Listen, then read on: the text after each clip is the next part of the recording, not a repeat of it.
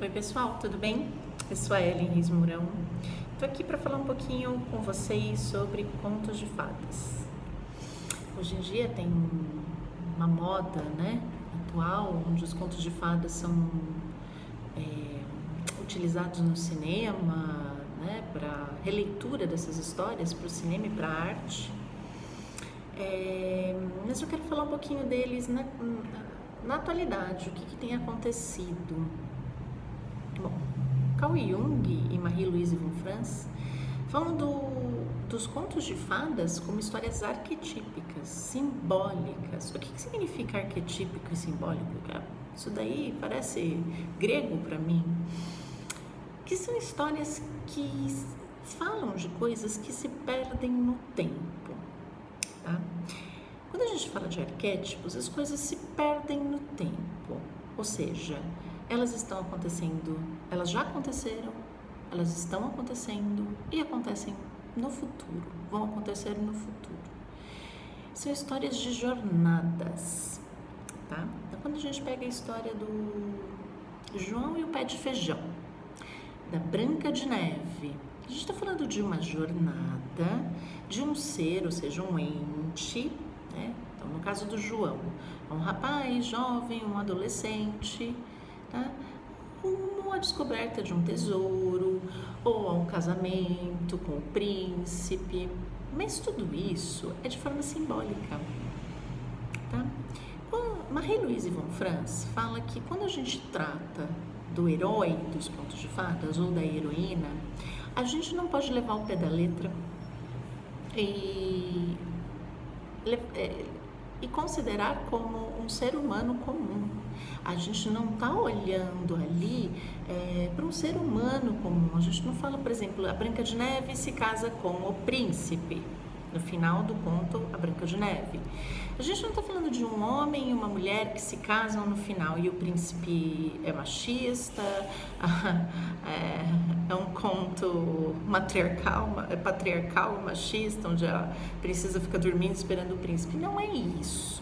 A gente está falando de princípios arquetípicos. Então a gente fala do feminino arquetípico, ou seja, um modelo, um padrão e um arquétipo do feminino e do masculino, tá? Então são figuras arquetípicas. O que é isso? Padrão, que existem em todos os seres humanos. Jung, quando ele fala do feminino, né, e do masculino, principalmente nos seus textos alquímicos, quando ele fala de alquimia, a figura feminina é muito comum, tanto em contos de fadas, mitologia e na alquimia, representarem a matéria e a nossa alma. Vide o conto Eros e Psique. Psique, o nome Psique, é uma princesa, significa alma, tá? Então esse princípio feminino é a nossa alma buscando transcender a matéria, tá? Buscando uma transcendência, buscando o divino, espiritualizado, a nobreza. Quando a alma se casa com o príncipe, ou seja, o príncipe é uma figura nobre. Quando há uma princesa, um príncipe, a gente está falando de nobreza, a nobreza da alma. Quando nós falamos do princípio masculino, na alquimia, nos contos de fadas e mitologia, tá? O princípio masculino está ligado ao espírito. O que significa isso? O espírito é aquilo que é mais elevado. O espírito é aquilo que é transcendente. Então, quando a alma humana se casa com o espírito, que são os ideais mais nobres de todo ser humano, há uma transcendência da matéria. A matéria, né, eles se casam na matéria, ou seja, eles se casam num reino. Porém, é a união da matéria com o espírito gerando uma nova vida. Então é muito comum no final de contos de fadas, não todos, claro, haver o nascimento de uma outra criança, né? Da união do espírito com a matéria na alma humana. O que isso significa? Isso significa que trata-se de jornadas internas, simbólicas. Jung fala que e Marie-Louise von Franz também fala que a gente não pode ler o conto de fadas de uma forma racional. A gente não pode analisar apenas com a nossa função pensamento, por exemplo, tá? Isso é tal coisa, isso é aquilo, isso é a ânima, isso é o ânimos, isso é a sombra. Essas coisas estão lá, tá? Porém, a gente tem que colocar todas as nossas funções, como o sentimento, o que você sente ao ler Chapeuzinho Vermelho?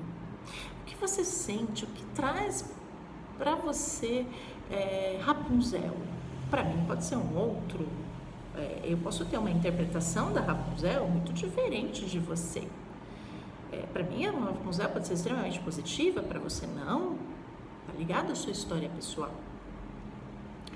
Através da função sensação, ou seja, a prática no dia a dia, mas também com a intuição e principalmente com a intuição. O que está por trás disso? Qual é a lição? O que eu tenho que aprender com isso? O que é simbólico o conto de fadas? Então, o que está por trás? Qual é a mensagem disso?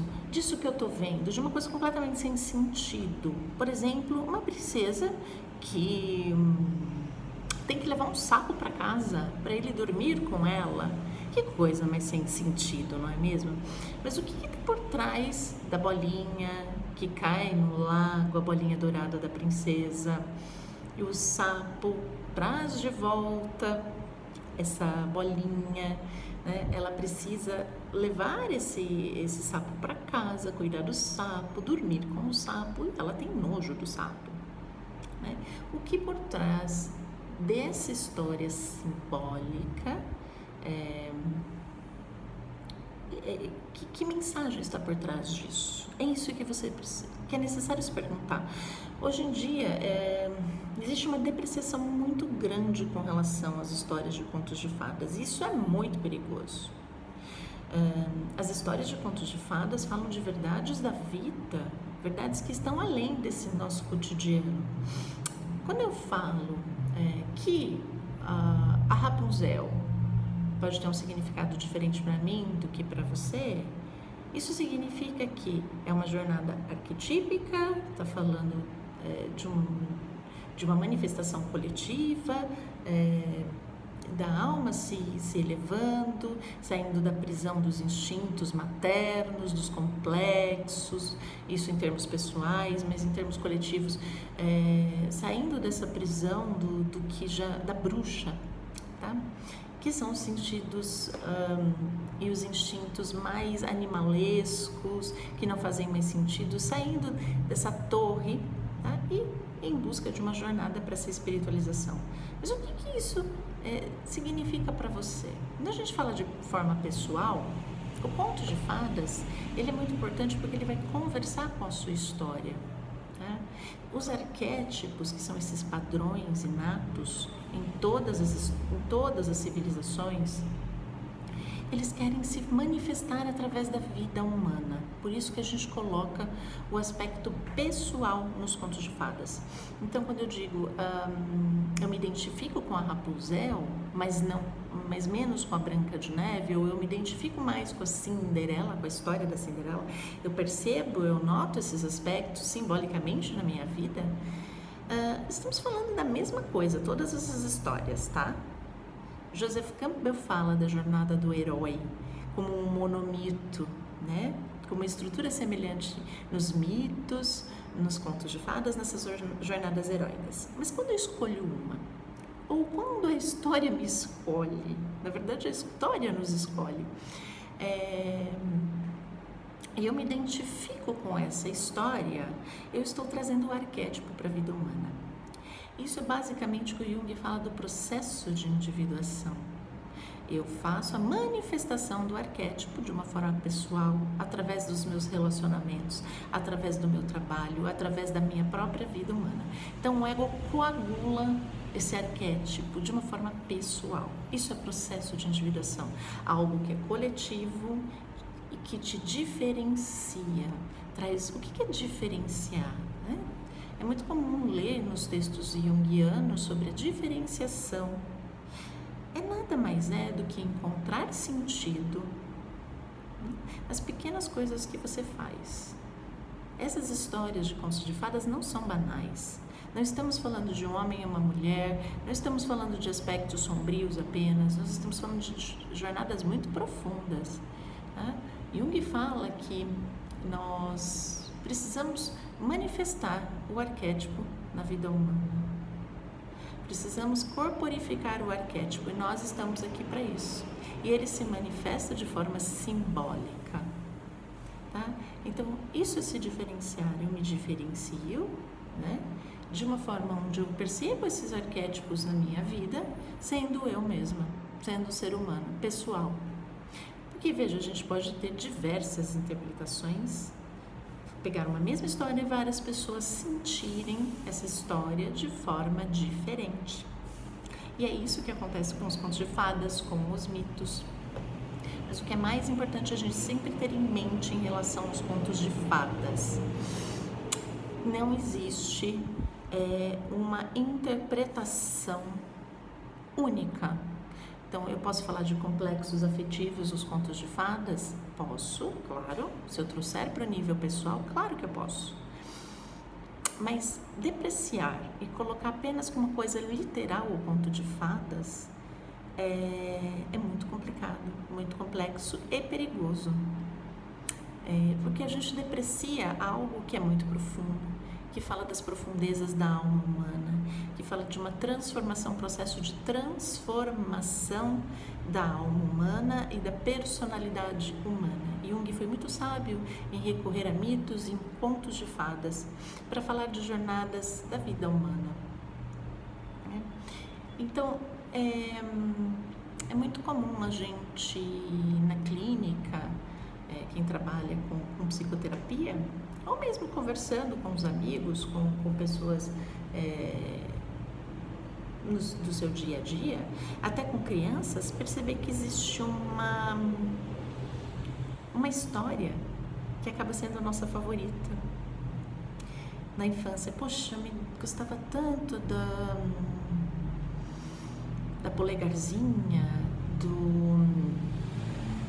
da Chapeuzinho Vermelho, era minha favorita, ficava escutando, lendo essa história direto. Essa história fala num nível pessoal, são arquétipos falando num nível pessoal, querendo essa manifestação. E por que fala, a gente fala das crianças? Porque as crianças, nós perdemos essa capacidade que a criança tem, que é simbolizar, que é estar em contato com esse pensamento fantasia, com esse pensamento mágico, simbólico e mais intuitivo.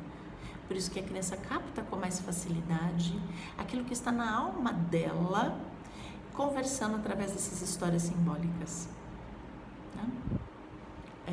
A criança, ela tem essa capacidade, ainda aquele pensamento lógico, racional e cartesiano não está completamente formado. Então, ela consegue captar de uma forma intuitiva a representação do conto de fadas. E a sua alma pode se expressar através daquele conto preferido da infância. Então, quando a gente pergunta para um adulto, tem pessoas que olham assim, acham esquisito. Mas quando a pessoa começa a falar da história, é muito comum, não quer dizer que é 100% dos casos, mas é muito comum a pessoa se emocionar, a pessoa ficar emocionada ao falar da história de contos, daquela história que tocou a sua infância. E quando a gente volta e escuta a história da pessoa, e ela começa a falar do conto de fadas, ela percebe elementos desse conto se manifestando simbolicamente na sua vida, não é literal, gente. Então, a gente, por exemplo, a gente pega a Bela e a Fera. A Bela precisa amar a Fera, né? Esse é o que o conto fala, de um amor pela fera, aquela fera que foi amaldiçoada, esse princípio masculino amaldiçoado nela, que precisa ser libertado através do amor, tá? Então, ao amor, ao princípio espiritual. Tá? É muito comum em histórias mitológicas e de contos de fadas, o noivo ser um monstro, tá? O noivo da alma ser um monstro. Eros e Psique, o próprio Eros é descrito como um monstro, tá? Assim como a Bela e a Fera. Então, você escutar, pelo amor de Deus, alguém dizer que Bela e a Fera é síndrome de Estocolmo, chega a ser uma insanidade, eu diria mais, uma depreciação tão grande de um conhecimento tão profundo, de uma banalização que chega a ser estúpido. Imagina, a gente está falando de uma história simbólica, é a mesma coisa que você pegar o seu sonho e tentar analisar o seu sonho de uma forma literal. Você sonha com um elefante em cima voando com um balão de gás em cima dele e você vai levar isso ao pé da letra? Não, os nossos sonhos têm a mesma estrutura dos contos de fadas, simbólico. Você vai tentar entender o simbolismo daquela imagem, daquelas imagens do seu sonho, vai tentar atribuir à sua vida pessoal o que aquilo significou para você. Então, quando eu sonho com um elefante e outra pessoa sonha com o elefante tem diversas significações, diversos significados. Um símbolo tem diversas formas de ser interpretados. Mas o que o elefante está significando para mim? Tá? Então, a gente não pode cair nesse erro de pegar um conto de fadas e trazer para uma literalidade uma história que não é literal. Não estamos falando de seres humanos, estamos falando de arquétipos e símbolos que estão acontecendo dentro de nós. Eu queria então deixar um pouquinho desse conhecimento de contos de fadas para vocês entenderem. Tentem ler o conto de fadas agora de uma forma mais simbólica, tentando apreender o que está por trás daquele símbolo, o que a princesa representa, o que a bruxa representa, né? O que o rei representa, né? O rei tem uma representação bastante interessante. Marie-Louise von Franz, ele aponta que o rei é o regente da consciência humana. E é muito comum nos contos de fadas o rei morrer e ser substituído por um mais novo, né? Por um jovem. Então, isso é muito comum nos contos de fadas. Então, representa que a nossa consciência, esse centro regente da nossa vida, ou seja, nossas crenças, aquilo que a gente acredita, esses princípios precisam ser renovados constantemente, precisam morrer e renascer, trazer novos princípios. Nossa vida é dinâmica, a gente não pode se ater o tempo todo a uma mesma crença, a um mesmo estilo de vida. A vida é dinâmica e os símbolos se manifestam a cada instante de forma a trazer essa renovação na nossa vida, ok? Então eu fico aqui com vocês, espero que cresça em vocês o interesse pelos contos de fadas e que esse olhar para os contos de fadas no sentido de que lição eu aprendo com eles, cresça em vocês. Até mais!